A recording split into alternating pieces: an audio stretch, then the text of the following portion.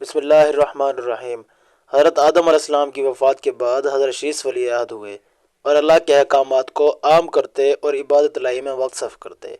حضرت شیس علیہ السلام حضرت آدم کے بعد اللہ کے احکامات لوگوں کو سناتے اور انہیں اللہ کی طرف بلاتے۔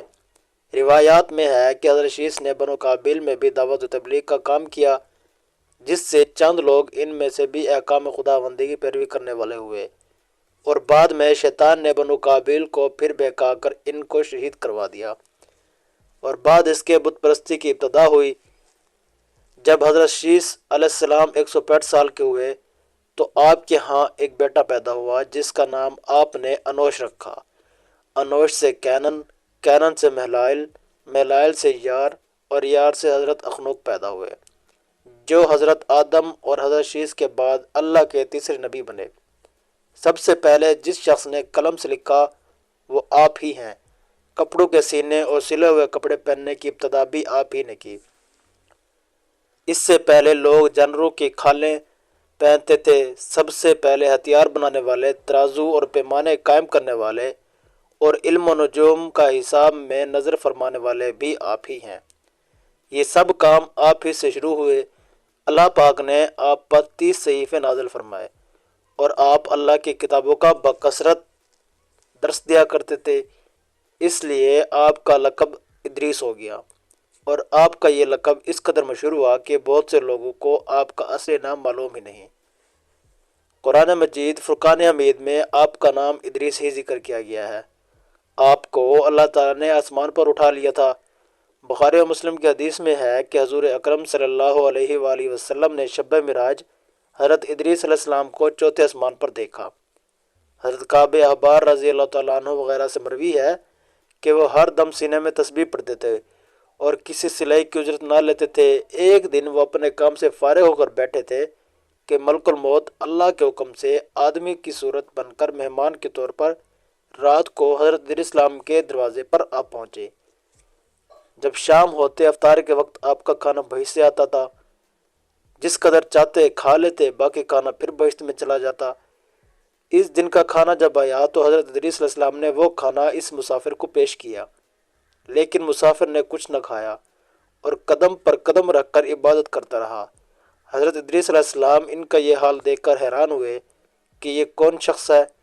اگلے دن حضرت ادریس علیہ السلام نے ان سے کہا، اے مسافر، تو میرے ساتھ چل کر خدا کی قدرت صحرا میں جا کر دیکھ۔ تب دونوں بزرگ گھر سے میدان کی طرف نکل جاتے جاتے ایک گئیوں کے کھیت میں جا پہنچے۔ حضرت ملک الموت نے کہا کہ چلو چند گوشے ایک گئیوں کے لے لے، دونوں کھاتے ہیں۔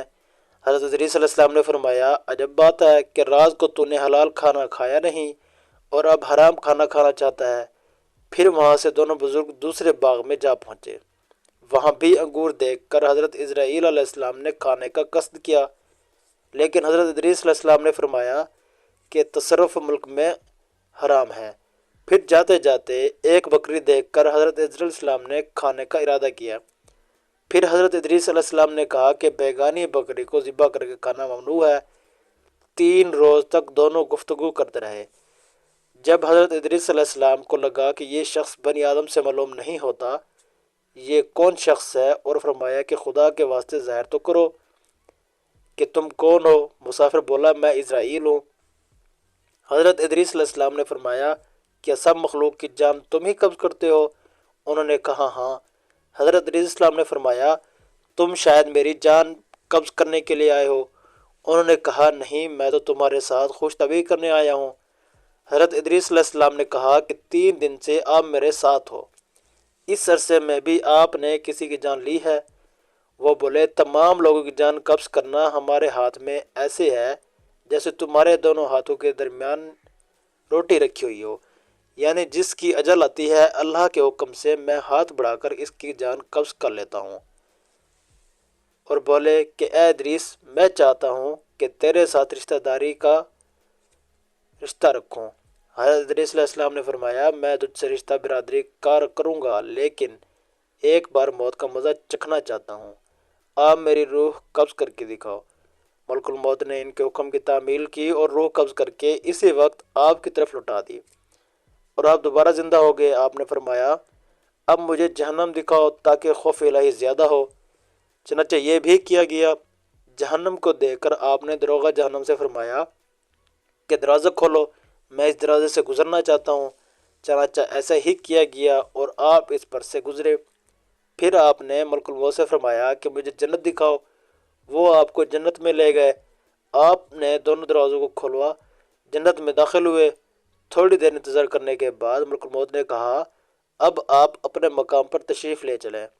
آپ نے فرمایا کہ موت کا مزہ میں چکھ چکا ہوں، اور اللہ نے یہ فرمایا ہے کہ ہر شخص کو جہنم پر سے گزرنا ہے، تو میں وہ بھی گزر چکا ہوں۔ اب میں جنت میں پہنچ گیا ہوں۔ جنت میں پہنچنے والوں کے لیے خدا بند تعالیٰ نے یہ فرمایا ہے کہ جنت میں داخل ہونے والے جنت سے نکالے نہیں جائیں گے۔ اب مجھے جنت سے چلنے کے لیے کیوں کہتے ہو؟ اللہ پاک نے ملک الموت کو حکم دیا کہ حضرت ادریس علیہ السلام نے جو کچھ کیا ہے میری اجازت سے کیا ہے، اور میری ہی اجازت سے جنت میں داخل ہوئے، لہٰذا تم انہیں چھوڑ دو، وہ جنت میں ہی رہیں گے۔ چنانچہ حضرت ادریس علیہ السلام آسمانوں کے اوپر جنت میں ہیں اور زندہ ہیں۔ حضرت ادریس علیہ السلام کے آسمانوں پر اٹھائے جانے اور ان کو ملنے والے نعمتوں کا مختصر اور اجمالی تذکرہ قرآن مجید کی سورۃ مریم میں ارشاد باری تعالیٰ ہے۔ اور کتاب میں ادریس کو یاد کرو، بے شک وہ صدیق تھا، غیر کی خبریں دیتا تھا، اور ہم نے اسے بلند مقام پر اٹھا لیا۔ یہ ہے جن پر اللہ نے احسان کیا، غیب کی خبریں بتانے والوں میں سے اور آدم کی اولاد میں سے۔